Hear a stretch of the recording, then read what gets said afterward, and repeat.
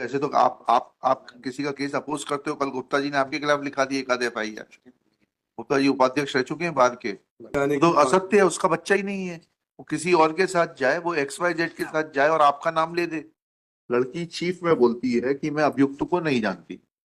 Hostile declare करने के बाद बोलती है मैं इसके साथ दिल्ली गई थी और जो बच्चा है वो इसी का है। DNA रिपोर्ट कहती है कि ये बच्चा इसका नहीं है। DNA रिपोर्ट पॉजिटिव है क्या? चलिए खैर आगे बताइए। हाँ पढ़िए। prosecution मिला मैनेजर PW2 PW2 मिला। मैं हाजिर अदालत आरोपी कमलेश पटेल को नहीं पहचानती हूँ। मैं 15 वर्ष की हूँ। मैं कक्षा 8वीं तक पढ़ी हूँ। मेरी जन्म तिथि 2-3-5 है। मेरे साथ कुछ नहीं हुआ। मैं कभी थाने नहीं गई। तो मैंने आपसे पूछा DNA रिपोर्ट क्या कह रही है? रिपोर्ट हमारी फेवर है मिला।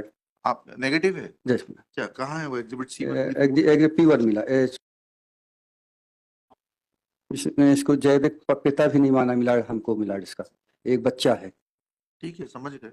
बोलिए। Yes Soni ji. Prosecutrix is hostile, DNA report is against. क्या करना है उसके बाद? ऑक्सो क्या हो जाएगा जब उसका है ही नहीं? आप किसी को भी फंसा दोगे ऐसे तो। आप किसी का केस अपोज करते हो। कल गुप्ता जी ने आपके खिलाफ लिखा दी एक आध FIR।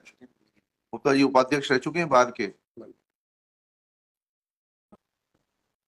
तो बताओ ना किस आधार पे कन्विक्शन मेंटेन करेंगे? आप तो बताओ, वो आपको सुनेंगे। On what basis conviction is to be maintained, especially when prosecutrix has turned, मतलब in examination in chief itself she has said that इस आधार पे कन्विक्शन क्या पढ़े ना थोड़ा, इट इज इंटरेस्टिंग। ये बायोलॉजिकल रिलेटिव बताइए, मदर नहीं बताइए आयुष। पैरा 29 जजमेंट में अभियुक्त की यद्यपि अपने मुख्य प्रशिक्षण में आरोपी आशंका किया जाना व्यक्त नहीं किया है, किंतु पक्षद्रोही घोषित किए जाने के पश्चात उसके द्वारा आरोपी के साथ दिल्ली ले जाने तो असत्य है, उसका बच्चा ही नहीं है। वो किसी और के साथ जाए, वो XYZ के साथ जाए और आपका नाम ले दे। भाई DNA रिपोर्ट या तो असत्य है, आपको चुनौती देना चाहिए थी DNA रिपोर्ट को। She had liaison with somebody else. She has implicated this gentleman. उसने तो कह दिया, लेकिन is it scientifically corroborated?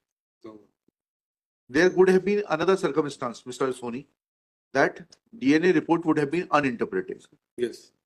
If uninterpretable, then benefit of doubt would not have accrued in favor of the accused.